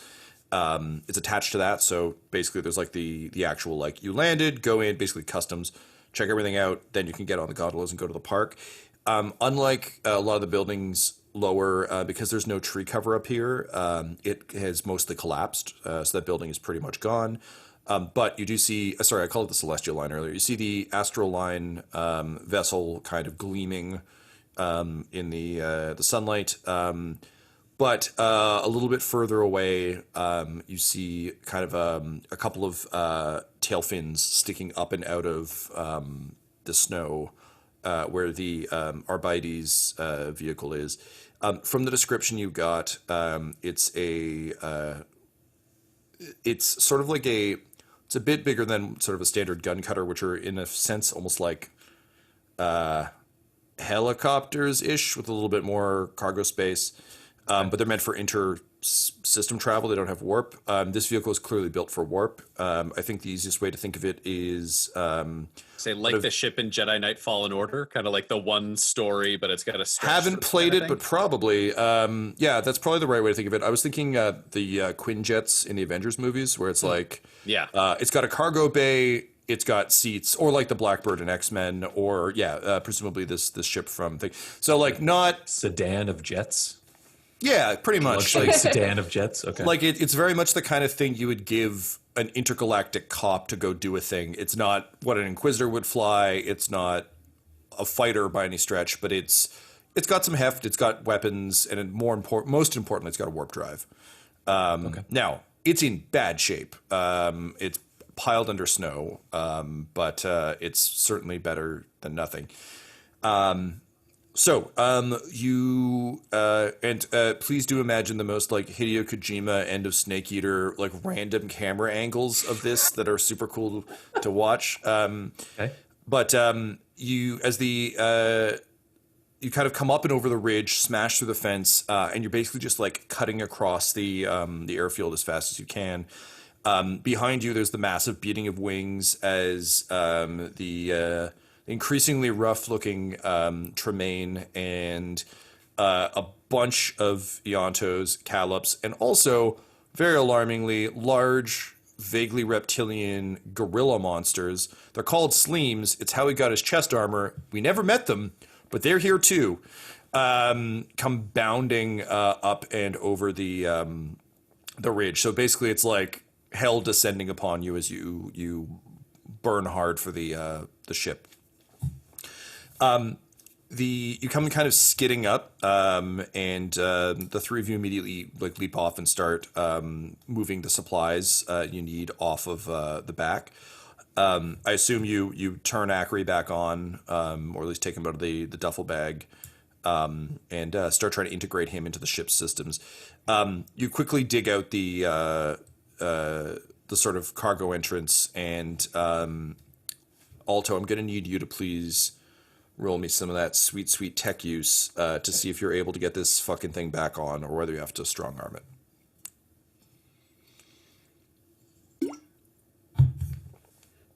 Okay. It makes water sounds like a DM drinking. Yeah. You get to add for Mechadendrite and for your plug-in brain. +2 blue for tech use on the Mechadendrite, which is Nice. great. And always have the tools needed to repair, modify, or manipulate machinery. Okay, I'm going to say there's no plug-in value on this one because the system is offline. Okay. So this is basically jumpstart the... Yep. Yep. So we're still outside trying to get in, is that right? Yes, that's correct. Okay. Okay. Say this is a... I'm actually just going to say 3 purple because I think even though it's in rough condition and it's been snowed in, it's a sealed vessel. Like, okay. The Imperium, especially if it's old, solo, and has a warp drive, yeah, it'd be pretty boxy but well made. Yeah. How many story points do we have for us to use right now? We are sitting at 2 and 4 in my favor, so you have 2 available. Okay, I know I want to use 1 for a specific thing, but we're not there yet, so I won't use any yet. I'm going to roll. Okay. 5 successes, 2 threats. Fair enough. So the you managed to kickstart the engine. I think just feeding it enough of your kind of biometric power, however that works, to awaken the machine spirit within this vehicle. The airlock kind of creaks open, and there's kind of like that little dusting of snow that falls off as the hatch opens, and you're all able to quickly pile inside. The good news is the vehicle has clearly been sealed for this entire time. It smells fucking stale as hell in here, but that's actually a very good sign because it means that it has survived against the elements. So the interior is like a Quinjet, but I don't want you to think this is some kind of sexy thing on the outside. This thing looks like a dumpster with wings. But to Ryan's point, old tech, well-built, sturdy motherfucker. Alto, looking around, you can tell that the internal systems were once very, very fine. It's like something that's been in someone's kitchen for like 3 generations. It's a well-built thing, but it is on its last legs. And the warp drive in particular, even just from taking a quick look, it's in a degraded state. It'll likely get you out of this system and to another one, but the odds of being able to do multiple jumps with this are very, very low. Okay. Plus, you've never worked with warp tech before, so like maybe not.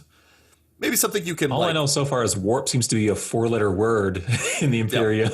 Yeah. Like, is it bad that this has it? Like, not really sure. And I think honestly, from eyeballing it, even though you don't have any experience with how the warp energies work, I think based on kind of your tech knowledge, you'd be able to ascertain like, oh, I don't know what the fuck that is, but that's the power thing. Okay, and it's plugged to this thing. All right, well then this probably is this, and okay, well if that's true, then blah blah blah blah blah. Yeah. But yeah, it's not like warp engineering happened today. Alto, I'm tremendously thrilled that you're learning about warp technology right now, but we really need to get this off the ground and away from the monsters, if you could, please.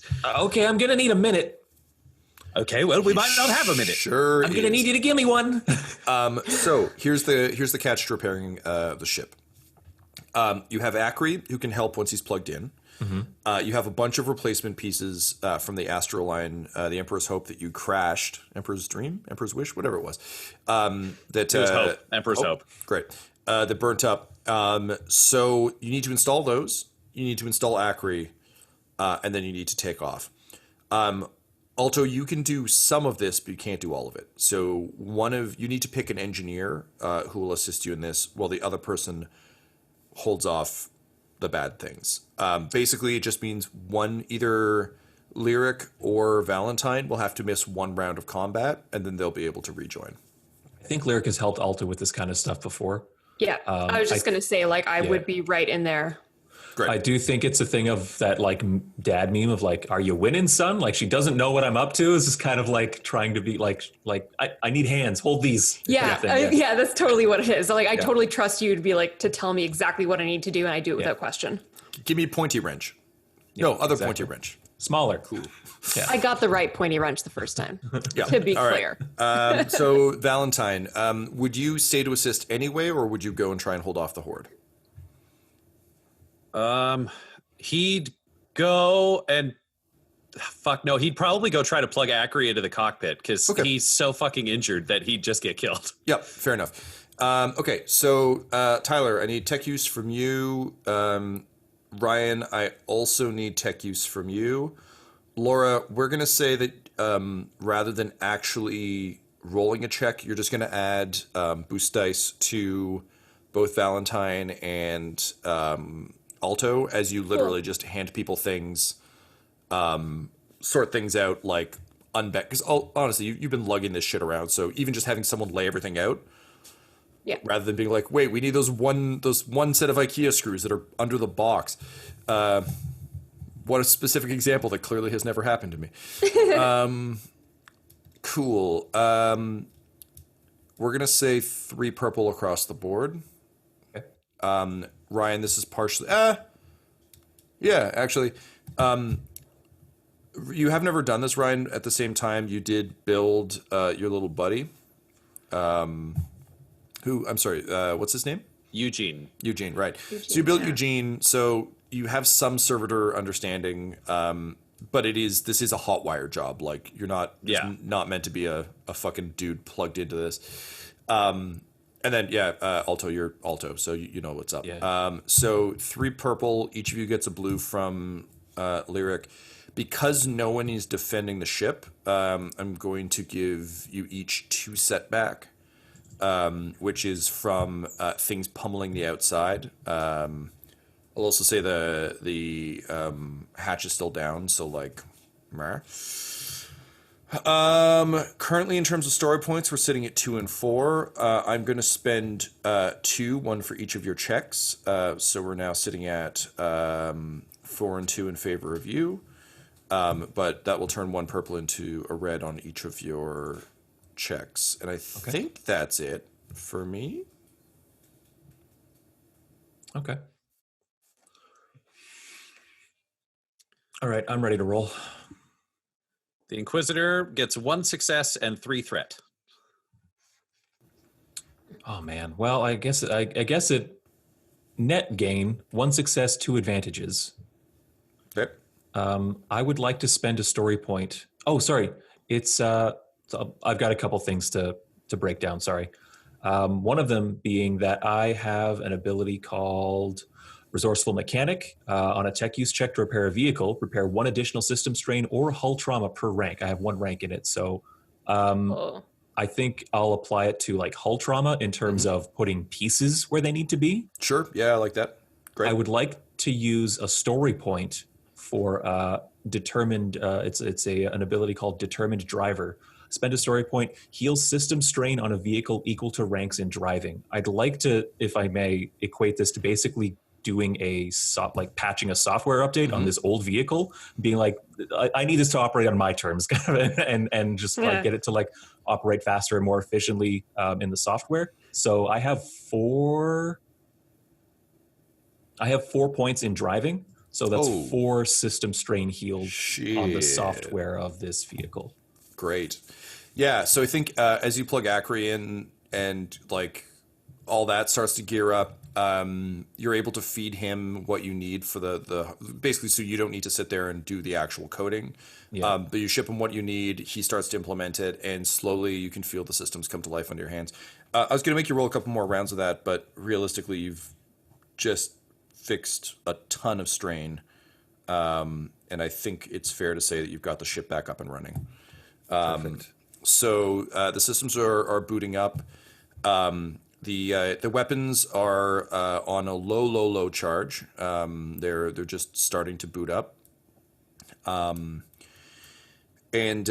with a groan, the ship begins to elevate, casting off kind of the snow as it's pummeled by Iontos. Lyric and Valentyne, you are kind of, as the back hatch is coming up in classic kind of like every fucking video game where you're a soldier ever, shooting out the back door as the thing comes up. It's the end of every Firefly episode. 100%, yes, Yeah. yes. And as You Can't Take the Sky From Me starts playing under the roar of the engines, the ship begins to rise. So Tremaine is almost upon you, and with his wingspan, he kind of leaps massively, and you feel him grab the back of the ship. You're still going up, but he's kind of coming with you. Valentyne, would you be manning the ship's guns with Lyric shooting out the back, or would you be shooting out the back and Lyric would be on the ship's guns? I feel like, Lyric, you don't really know ship's guns so well. No, Yeah, I feel not like really. if somebody other than Alto was doing it, it'd probably be Valentyne. Yeah, he'd just have more generic familiarity with systems from his like Scala Progenium training. Yeah. So can you roll me a perception check, please? Difficulty 2.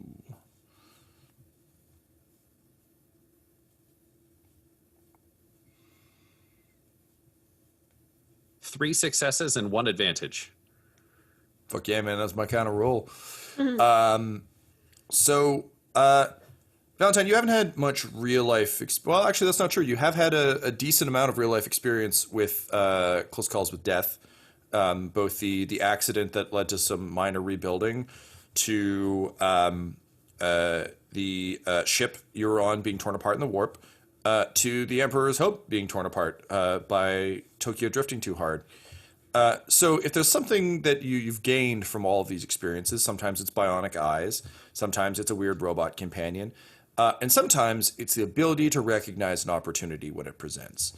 You've recently learned that ships make pretty good weapons, and there is a beautiful, tall, gleaming example of this just off to the right of your ship as you begin to take off. You see one of the remaining vessels of the Astral Line, a massive, tall tower of a ship just kind of hanging out.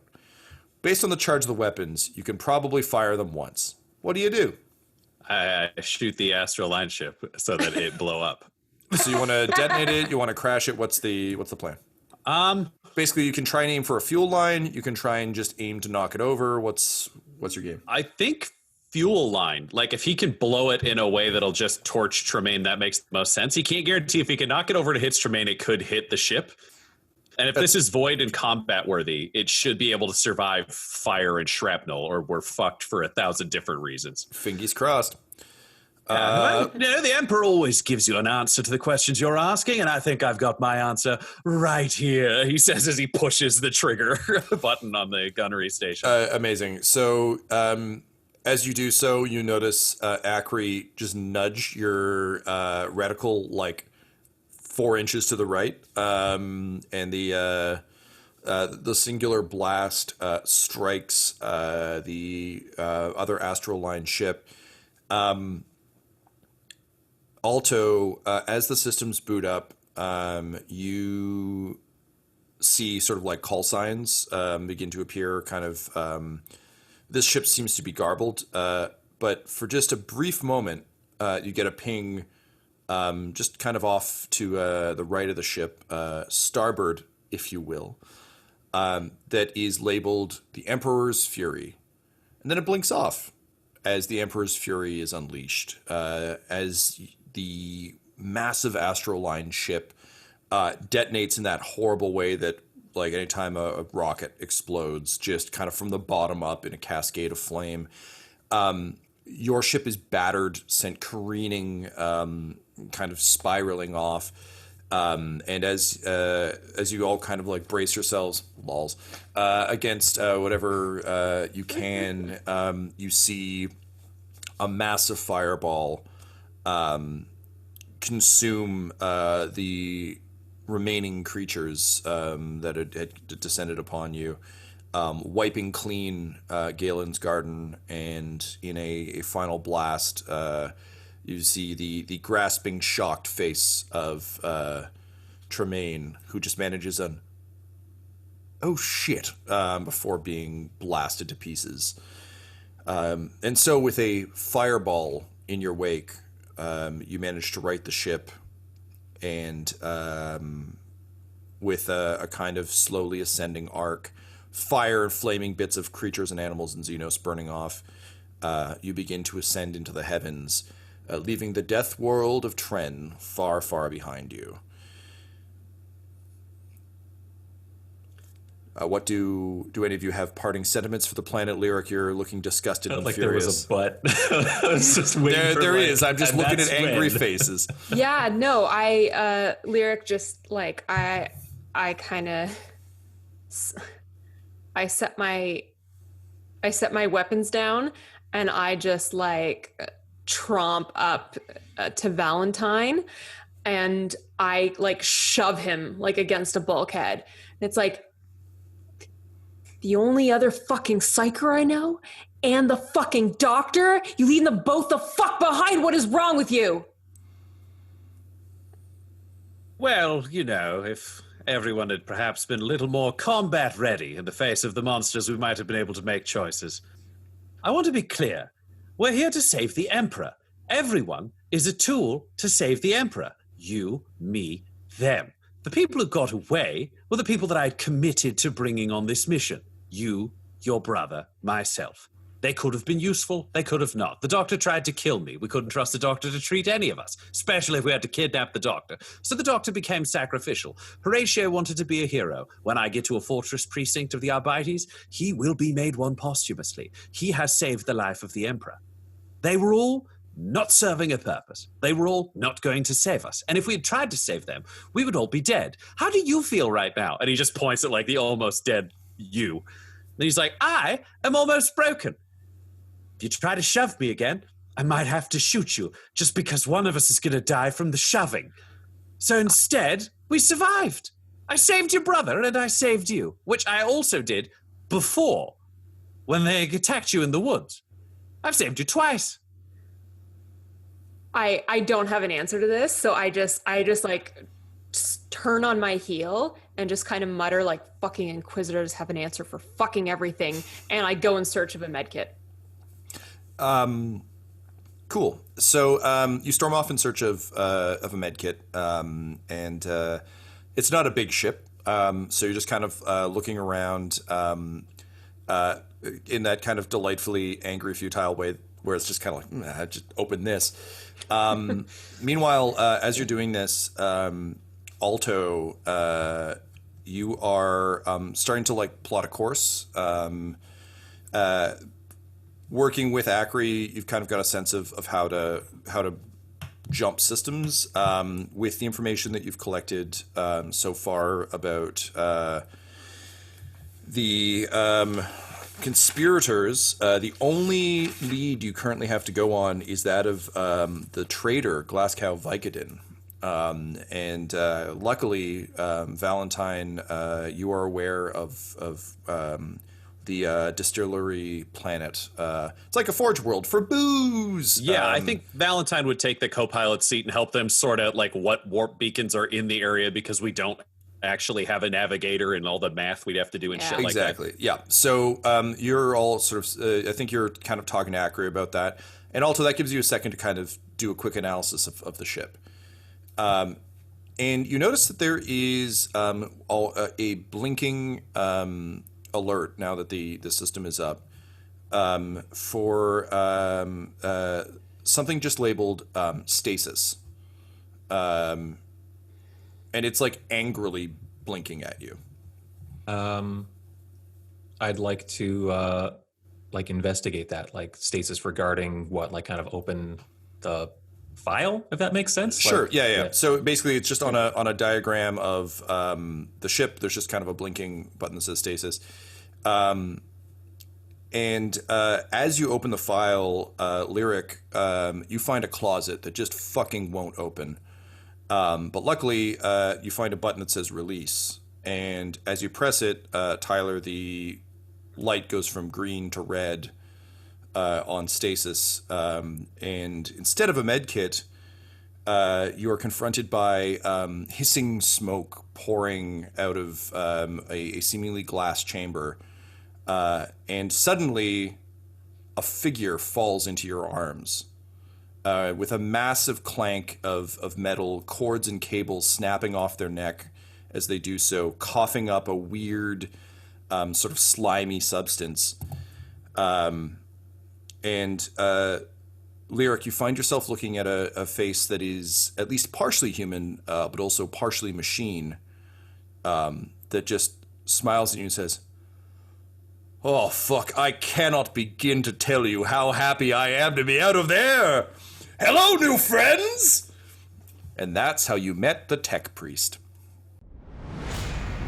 This episode of the Valentyne Heresy features Ryan LaPlante at the Ryan LaPlante on Twitter as Inquisitor Lucius Valentyne, Tyler Hewitt at Tyler_Hewitt on Twitter as Alto, Laura Elizabeth at EL Hamstring on Twitter as Lyric, and our Game Master Tom McGee at McGeeTD on Twitter. This episode was edited by Ryan LaPlante, and the Valentyne Heresy's show logo was created by Decapitated Markers at Decapitated Marker on Twitter. That's MRKR. Our theme song is The Hordes by Megan McDuffie, and our ads use the tracks No Control and Chiefs by Jazzar, JAHZZAR, provided by freemusicarchive.org. When it comes to Dum Dums and Dice, you can visit our website at dumdumdice.com. Our Twitter and Instagram are at dumdumdice, and on Facebook at facebook.com/dumdumdice. We have merchandise available at redbubble.com/people/dumdumdice, and most importantly, you can join our Patreon at patreon.com/dumdumdice. That's DUMBDICE.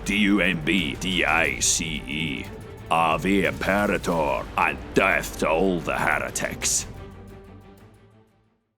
Dum Dums and Dice has to give a special thank you to the supreme beings of our Patreon at this time: Christian Menicola, Long, the Half-Blind Prophet, James Cuellar, DM Rob, Christopher Little, Olin Anderson, Sue One, Devin Boyce, George Dolby, One True Artistry, Orion Birchfield, Lord of Bradovic, Noel Louis, Anthony Griffin, and Jill and Noel LaPlante. If you want your name to be added to this list, you can join our Patreon too at patreon.com/dumdumdice. Thanks to them, and a little bit of thanks to you.